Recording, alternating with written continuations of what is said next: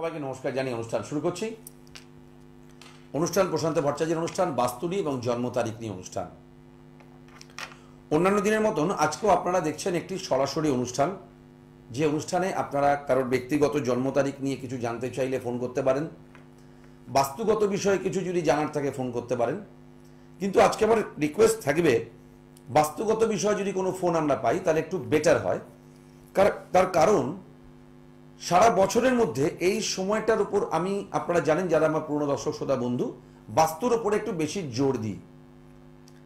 সারা বছর ধরেই কিন্তু বাস্তু নিয়ে, ব্যক্তিগত জন্ম তারিখ নিয়ে, কারোর পড়াশুনো, কারোর চাকরি, কারোর বৈবাহিক জীবন নিয়ে আলোচনা হয়।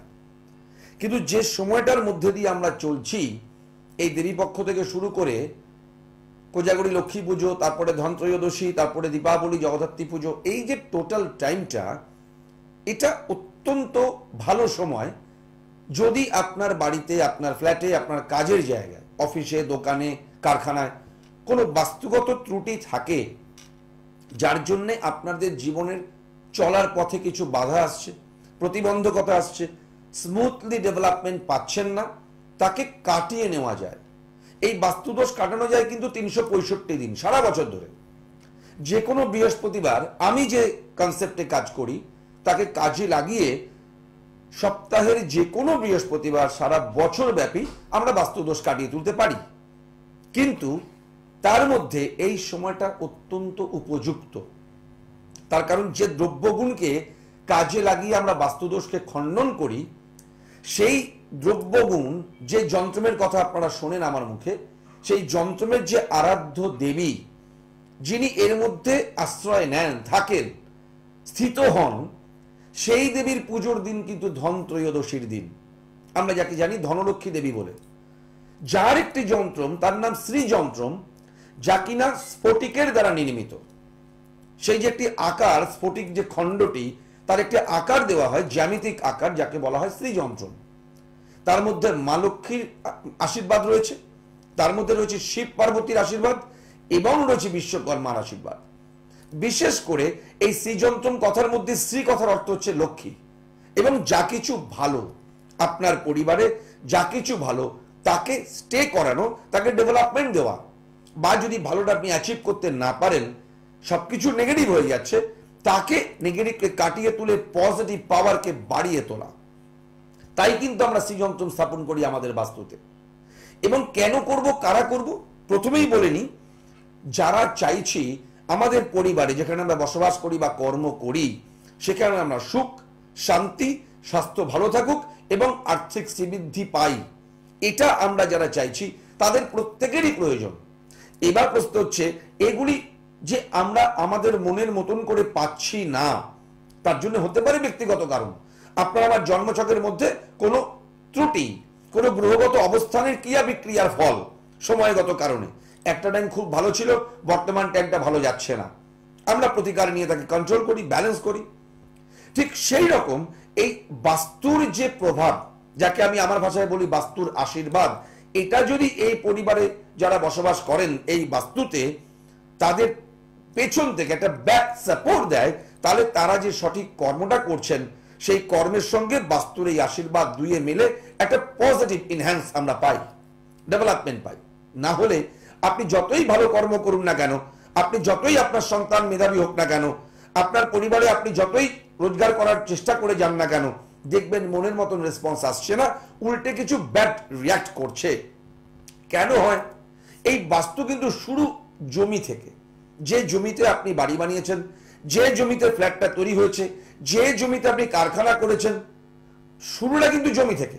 জমির আকার, জমির ঢাল কোন দিকে, জমির পারিপার্শ্বিক পজিশনে কোথায় কি রয়েছে, বাস্তু শুরু কিন্তু ওখান থেকে। বাস্তুগত ত্রুটি যেন না থাকে প্রথম দেখতে হবে। এবারে আপনি যখন সেই জমিটা ক্রয় করলেন বা জমিটা আপনার কাছে আছে, এই জমিতে আপনি কিছু নির্মাণ করবেন। যখন আপনি কারখানা নির্মাণ করছেন, যখন আপনি কোনো বাড়িঘর নির্মাণ করছেন, তখন বাস্তু আমাদের একটা অ্যাডভাইস দিয়ে রেখেছে। আমি নই, সেই সনাতন ভারতীয় বাস্তুশাস্ত্র, হাজার হাজার বছরের পুরাতন ভারতীয় বাস্তুশাস্ত্র একটা সিস্টেম মেনটেন করতে বলেছে। কি মেনটেন করতে বলেছে? কারখানা হলে আপনি কোথায় আগুন রাখবেন, কোথায় জল রাখবেন, কোথায় হেভি মেশিনারি রাখবেন, কোথায় কাঠের দ্রব্য, কোথায় ধাতুর দ্রব্য, ইত্যাদি ইত্যাদি ইত্যাদি। কোথায় আপনার প্রোডাকশন আউটপুটটা আসবে, কোথা থেকে র মেটেরিয়াল ঢুকবে, কোথায় স্টক ইয়ার্ড হবে, এই সব কিছু। কোথা থেকে আপনার এন্ট্রান্স হবে, কোথা থেকে এক্সিট হবে, এটা কারখানার ক্ষেত্রে। কারখানায় কোথায় কারখানার মালিকের বসার জায়গা কোন দিকে হবে, লেবারদের থাকার জায়গা কোন দিকে হবে, সেখানে ওয়াশরুম কোথায় হবে, ইত্যাদি ইত্যাদি একটা সেট আপ আইডিয়া আমাদের বাস্তুশাস্ত্র দিয়েছে। সেম অ্যাজ রেসিডেন্সিয়াল হাউসে যেখানে আপনি বসবাস করেন, কোথায় হবে আগুনের জায়গা মানে রান্নাঘর, কোথায় হবে ওয়াশরুম, কোথায় যদি নিজের সেপটিক ট্যাঙ্ক হয় তাহলে সেটা কোথায় হওয়া উচিত, কোন দিকে হবে সিঁড়ি, সিঁড়ির কটা ধাপ হবে, বেডরুম কোথায়, বেডরুমের মধ্যে মাস্টার বেডরুম কোথায়, বাড়ির কন্যা সন্তানের ঘর কোনটা হওয়া উচিত, গ্যারেজ কোন দিকে হবে, ঠাকুর ঘর কোথায় হবে, পড়াশোনা করার ঘর কোথায় হবে, ভাড়ার ঘর কোথায় হবে, শোবার ঘর কোথায় হবে, প্রত্যেকটির আলাদা আলাদা একটা নির্দিষ্ট জায়গা আমাদের ভারতীয় বাস্তুশাস্ত্র অ্যাডভাইস করে রেখেছে। যদি ওটা আমরা মেনটেন করে করি কি হবে, এটাই হবে আপনি যা কিছু ডেভেলপমেন্টের জন্য চেষ্টা করছেন তাকে অনেক বেশি স্মুথলি ডেভেলপ করাতে সাহায্য করবে। আসছি আলোচনা। হ্যালো হ্যালো, নমস্কার, কে বলছেন? নমস্কার, আমি সমীর ঘোষ বলছি বারাসাত থেকে। বারাসাত থেকে। দাদা আমরা কি ব্যাপারে কথা বলবো? আমি একটু বাস্তু নিয়ে কথা বলবো। হ্যাঁ, বাস্তু নিয়ে কথা বলবো। বাস্তু। আপনার কি নিজের বাড়ি? হ্যাঁ, নিজের বাড়ি। আচ্ছা, বারাসাত বললেন না? হ্যাঁ, বারাসাত। বারাসাত। কতটা বাড়ি আপনাদের? আমাদের একতলা। জায়গাটা কতটা? এটা 4 কাঠা। আচ্ছা, একটু আপনি আমাকে খুব কারেক্টলি একটু চিন্তা ভাবনা করেই বলুন, বাড়ির টোটাল ডাইরেকশনটা আমায় একটু দিন। বাড়িতে ঢুকছেন কোন দিক দিয়ে, মানে সদর দরজা, মেন গেট? আচ্ছা, মেন গেটটা হচ্ছে আপনার ওয়েস্টে। Dot West. হ্যাঁ হ্যাঁ। আচ্ছা, এবার বাড়িতে ঢোকার পরে ডান দিকে বাথরুমে, ডান দিকে বাদিকে যেখানে আপনার রান্নাঘর, যেখানে আপনার বাথরুম, একটু বলুন আমায়, ঠিকঠাক বলবেন। রান্নাঘরটা রয়েছে নর্থে। Dot north? হ্যাঁ, ডট। আচ্ছা। আর বাথরুম হচ্ছে সাউথ ইস্টে। সাউথ ইস্ট কর্নারে? হ্যাঁ, মানে সাউথ আর ইস্টের কর্নার? হ্যাঁ হ্যাঁ। ঠিকঠাক বলছেন তো? হুম, ঠিক ঠিক, ওকে, দাঁড়ান একটু ধরুন। আচ্ছা, বেডরুম? বেডরুম অ্যাকচুয়ালি দুটো বেডরুম আছে আমার। আচ্ছা, একটা হচ্ছে নর্থ ইস্টে, নর্থ ইস্ট, আর হচ্ছে আরেকটা নর্থ ওয়েস্টে। North West. কজন আছেন আপনার বাড়িতে? আমরা বাড়িতে রয়েছি 3 জন। কে কে? মা, বাবা, আমি। আপনি।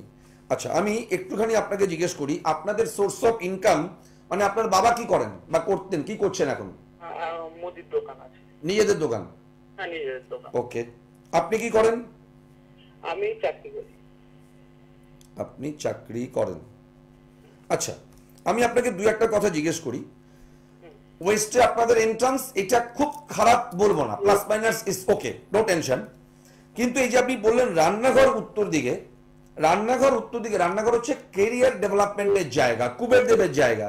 আপনি একটা জিনিস আমাকে বলুন, এডুকেশন এবং আপনি যখন চাকরি করছেন, এই দুটো ক্ষেত্রেই আপনি কি আপনার মনের মতন রেসপন্স পেয়েছেন?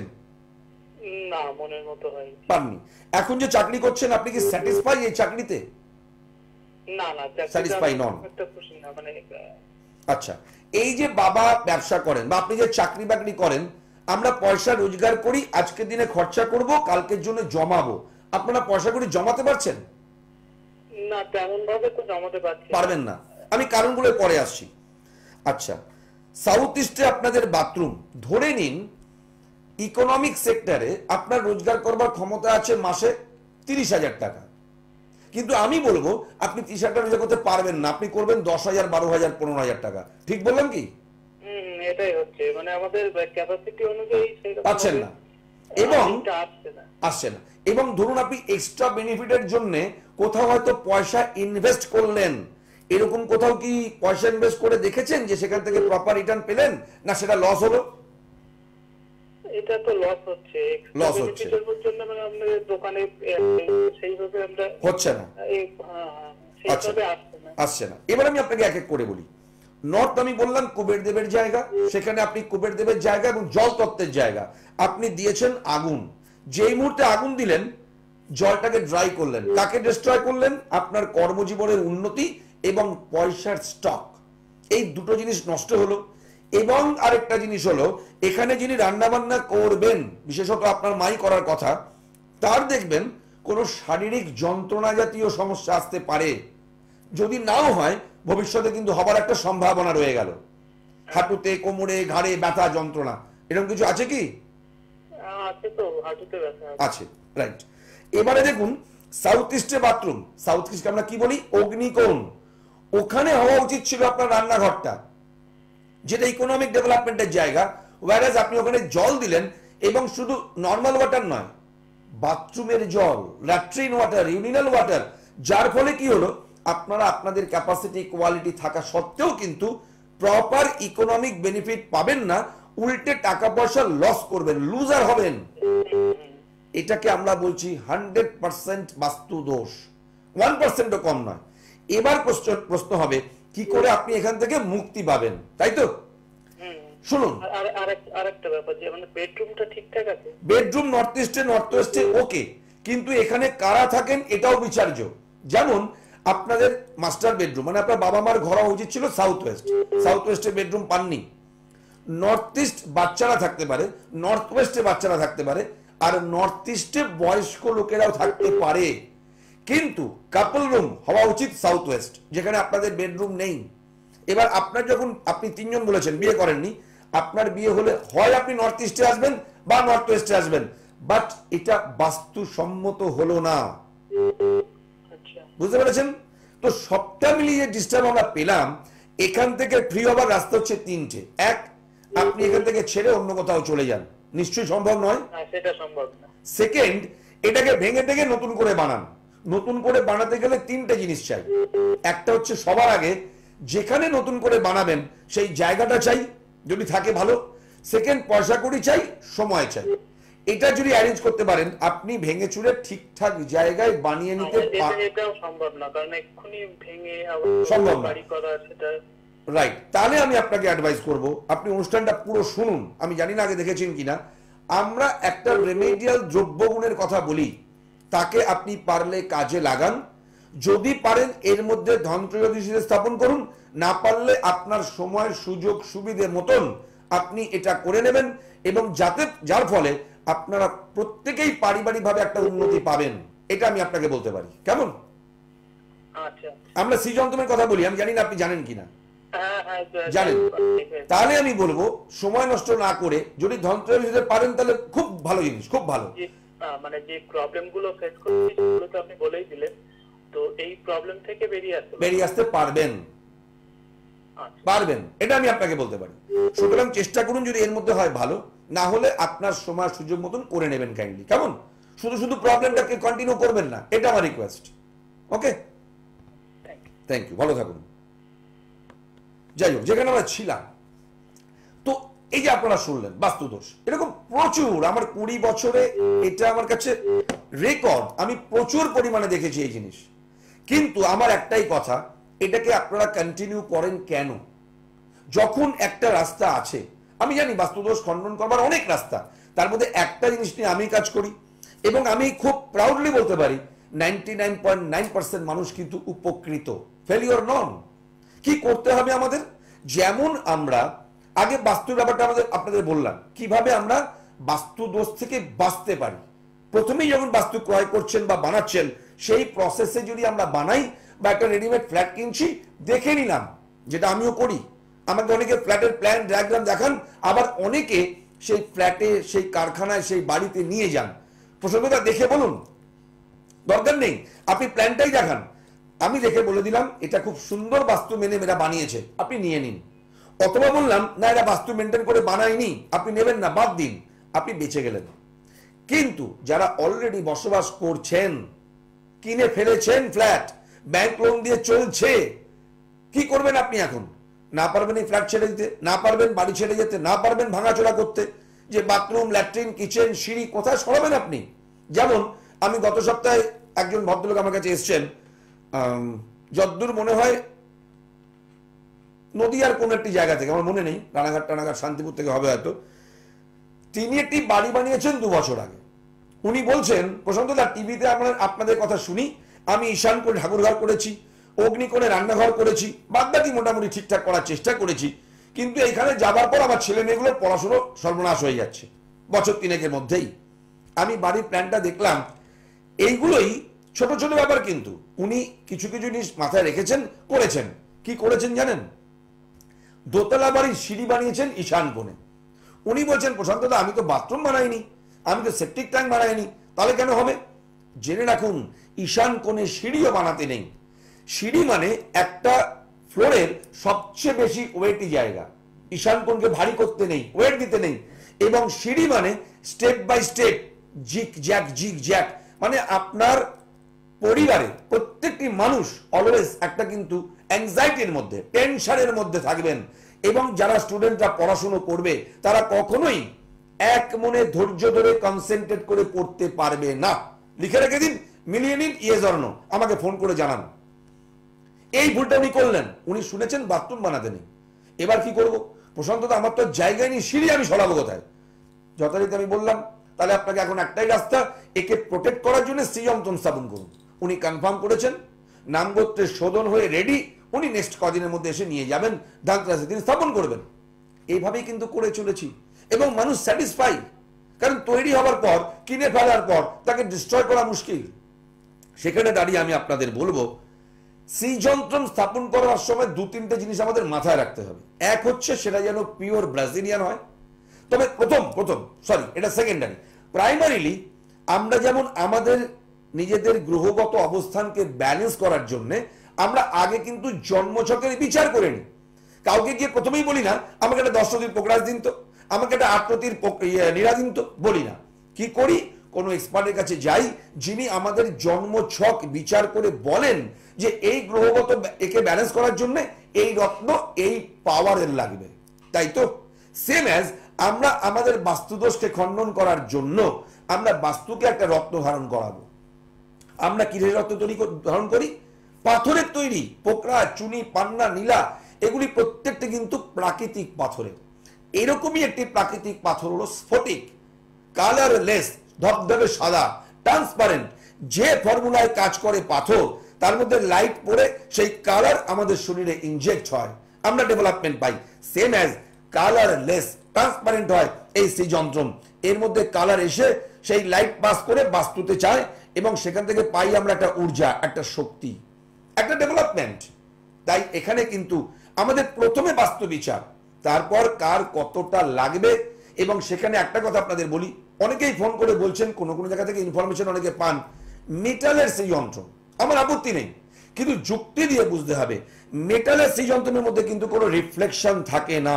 একটু দেখে নিন, আমরা যে ফর্মুলায় দেখুন কোনো রিফ্লেকশন নেই। এবং এগুলি প্রত্যেকটা কিন্তু জয়েন্ট, এটা একটা সিঙ্গেল পিস নয়। আপনারা যদি খেয়াল করেন বুঝতে পারবেন। দেখুন, এই দেখুন, মুভেবল, সিঙ্গেল পিস নয়, সব পার্ট বাই পার্ট খুলে যায়। কিন্তু আমার আপত্তিটা হচ্ছে, নিশ্চয়ই সেই যন্ত্র কাজ করে, মানুষকে বোঝাবো, মানুষ নেবেন ডেভেলপমেন্টের জন্য। আমি যে ফর্মুলায় দিচ্ছি আমি জানি না, ওতে কোনো লাইটের রিফ্লেকশন নেই, তার থেকে কোনো লাইট আমাদের শরীরে প্রবেশ করে না, বাস্তুতে ছড়িয়ে পড়ে না। কি করে কাজ করে আই ডোন্ট নো, আমি জানি না। তাহলে আমাদের পোকরাজ, নীলা, চুনি, পান্না সব এক একটি ধাতুর হতো, পাথরের হতো না। এটা আমাদের বুঝতে হবে। বাদবাকি যা কিছু সিদ্ধান্ত আপনাদের, আমার কিছু বলার নেই। তাহলে এই স্টোনের যদি আমাকে সেই যন্ত্র রাখতে হয়, যার মধ্যে এই কাটিং এর দ্বারা সেই রিফ্লেকশন আমরা পাবো, সেকেন্ড বিচার্য কি, এটা যেন পিওর স্ফটিকের হয়। যেমন দুটি দেখুন সেই যন্ত্র আমি পাশাপাশি রাখছি, আমরা কেউ কিন্তু বলতে পারবো না খালি চোখে এর মধ্যে পিওর স্ফটিকের কোনটা আর কাচের কোনটা। যদি কাচের হয় তাহলে কি হতে পারে? 3টে লস। এক, আপনার টাকাটা জলে গেল, কোনো কাজ পেলেন না। বিশ্বাস করে ধৈর্য ধরলেন, সময় চলে গেল, আর জিনিসটার উপরে আপনার ভক্তি বিশ্বাস নষ্ট হয়ে গেল। এক তো টাকা চলে গেল জলে, সময় চলে গেল, অধীর অপেক্ষায় বসে রইলেন আমার ভালো হবে ভালো হবে করে, হলো না। আরেকটা কি হলো জানেন? এই যে ধনদেবী লক্ষ্মী ধনতেরাসের দিন প্রত্যেকের বাড়ি বাড়ি যান, আমি বলেছি একটা আশ্রয় খোঁজেন। কারণ লক্ষ্মী দেবী কিন্তু চঞ্চলা, তাকে একটা স্থিত হবার জায়গা দিতে হয়। তার অত্যন্ত প্রিয় এই শ্বেত শুভ্র যন্ত্রটি, সেই যন্ত্র, তিনি তখনই সেখানে এসে স্থাপিত হবেন যেটা তার অত্যন্ত প্রিয় স্ফটিকের। কারণ স্ফটিক ঠান্ডা, কুল, গরম, টেনশন তিনি পছন্দ করেন না। সেখানে দাঁড়িয়ে যে সেই যন্ত্রটি পিওর স্ফটিকের, কাচের কিন্তু ঠান্ডা হবে না, কি হবে জানেন? ওই কাচের সৃজনতমের মধ্যে শুভলক্ষ্মীর বদলে অলক্ষ্মী জায়গা নিয়ে নেবে। আপনি বাড়িতে ডেভেলপমেন্টের জন্য এনেছেন মা লক্ষ্মীকে, নেগেটিভকে দূর করার জন্য এনেছেন, উল্টে দেখবেন প্রবলেম বেড়ে গেল। যে প্রবলেমকে রেকটিফাই করার জন্য এনেছেন সেগুলো বহুগুণ ডেভেলপ করে গেল, আপনার আরো প্রবলেম শুরু হয়ে গেল ডেঞ্জারাস ভাবে। সুতরাং খুব চিন্তা ভাবনা করে, প্রশান্তদা বলেছে সৃজনতম রাখতে, যেখান থেকে একটা ইচ্ছে নিয়ে নিলাম, করবেন না। কি করবেন দেখুন, একটি মেশিন আপনাদের দেখাচ্ছি। এই মেশিনটির দ্বারা যেখান থেকেই স্ফটিকের সৃজনতম বলে নিচ্ছেন না কেন, পরীক্ষা করে নেবেন একটি কাচ আর স্ফটিক। মেশিনটি যেন বলে এটা কাচ, কারণ আজকাল মানুষ মেশিনকেও অপারেট করে কাচকেও কিন্তু স্ফটিক বলিয়ে দিচ্ছেন। তাই দুটি দ্রব্য চেক করবেন একত্রে, একটা যেন কাচের টুকরো আর একটা স্ফটিকের। যদি স্ফটিকটাকে স্ফটিকই বলে আপনি নিশ্চয়ই সেখান থেকে সংগ্রহ করবেন, নতুবা নয়। কারণ এই কলকাতা তথা পশ্চিমবঙ্গের বুকে 95% সৃজনতম নকল কাচের তৈরি, যাতে আরো বেশি প্রবলেম ক্রিয়েট হচ্ছে। 500 টাকা সৃজনতম আপনারা 10,000 টাকায় কিনছেন। কাইন্ডলি এটা অনুরোধ, কারণ 20 বছর ধরে সৃজনতমের আলোচনা আপনাদের সামনে করি, সারা বছর ধরে করি, শুধু এই ধনতেরাস দীপাবলির সময় 15 দিনের জন্য বলতে আসি না। অনেকেই দেখবেন টিভির পর্দায় সৃজনতম করছেন, ধনতেরাস শেষ হয়ে যাবে দেখবেন তাদের আলোচনাও শেষ। মিলিয়ে নিন, আপনারা মিলিয়ে নিন, প্রত্যেক বছরই মিলিয়ে নেন। তো আমি এখানে আপনাদের একটা সৃজনতম পরীক্ষা করে দেখাই। দেখুন, এই যে মেশিনটা দেখছেন এখানে লেখা আছে গ্লাস। কাঁটাটা যদি এখানেই থাকে তাহলে এটা কাচের, কাঁটাটা যদি গ্লাসকে পার করে অনেকখানি ওঠে তাহলে ওর মধ্যে কিছু ক্ষমতা আছে যা কিনা স্ফটিকের মধ্যে থাকে। আমি জানি না এটা কিসের। আমি এই সৃজনতমের গায়ে এই নিডিলটি চেপে ধরলাম, সরি আমি একটু ব্যাটারিটা অন করে নিই।